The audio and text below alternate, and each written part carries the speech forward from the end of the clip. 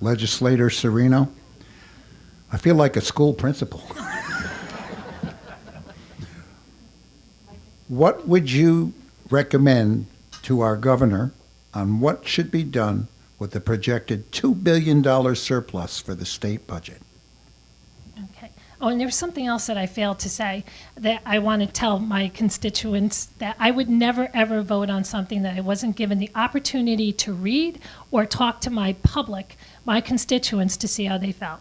But with the abundance that we have now, I would say it has to go towards infrastructure, help with our school education. You know, we had the gap elimination that came about when we had one party control the Senate. If you remember, there were $14 billion spent at that time, which reflected in taxes that we had to pay.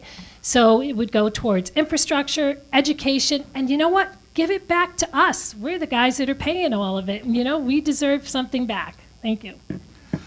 Senator Gibson, what would you recommend to the governor's office on what should be done with the projected $2 billion surplus for the state budget? Well, first of all, I'm just grateful that we have an attorney general that was able to find this excess and really hold people accountable that were violating our laws, and that's how this money has come about. I would like to see it invested in our schools and our infrastructure.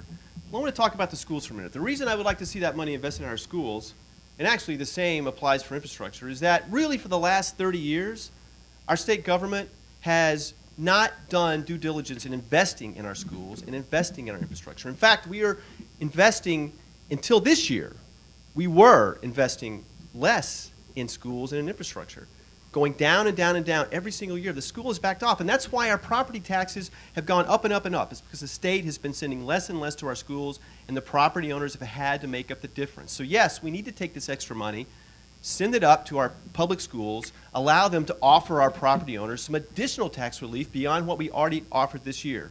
Same goes for our roads. This year, we increased our CHIPS funding to our local communities so that they could have money to take care of the potholes and all the other things that happened over the winter. The winter roads were just in awful shape.